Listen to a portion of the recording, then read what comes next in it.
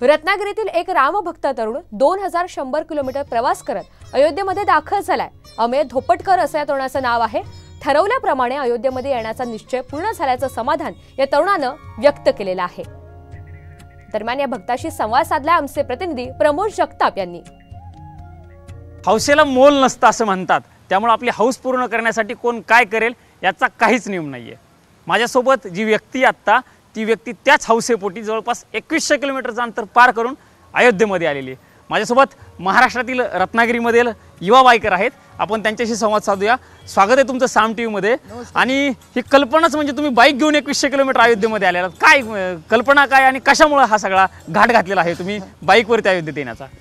मी आलोय रत्नागिरीमधून आपल्या राम मंदिराच्या उद्घाटनासाठी, म्हणजे 22 तारखेला या इथं पोहोचण्यासाठी म्हणून मी हा प्रवास केला आहे। रामजन्माचं जे औचित्य, रामजन्माचं जे औचित्य आहे किंवा रामाचं जे आपल्या आयुष्यातलं औचित्य आहे, तर ते आपण राम जन्मभूमीमध्ये जिथे रामाची प्रतिष्ठापना होते त्या क्षणी त्या दिवशी तिथं असणं हा एक ध्यास होता आणि त्या ध्यासापोटी हा केलेला प्रवास आहे असं मी म्हणेन याला। किती दिवस लागले तुम्हाला हा प्रवास करायला? आणि मी ह्याच्यामुळे हा प्रश्न विचारतो, तुम्ही दिवसाला किती रनिंग करतो मला जर सविस्तर सांगा, कारण उत्तर भारतामध्ये इतका थंडीचा खडा काय प्रचंड की विचारू नका। हे सगळं असताना तुम्ही हा प्रवास कसा केलेला आहे? नक्कीच सांगतो की हा जो टोटल प्रवास होता हा 1800 किलोमीटर मोजला होता खरं तर, पण झाला ॲक्च्युली 2100 किलोमीटर।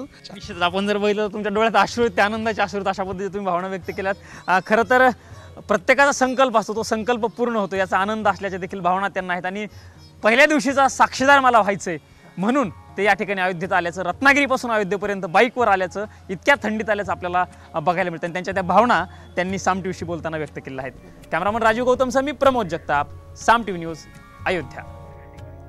तर अयोध्येतील राम मंदिर प्राणप्रतिष्ठा सोहळ्यासाठी आता अवघा एक दिवस शिल्लक आहे आणि अयोध्येमधील धार्मिक विधींचा आजचा 6वा दिवस आहे। आज 125 कलशांनी रामाच्या मूर्तीवर दिव्य स्नान केलं जात आहे आणि या सगळ्याच्या धर्तीवर रत्नागिरीतील एक रामभक्त तरुण 2100 किलोमीटरचा प्रवास करून अयोध्येमध्ये दाखल झालाय।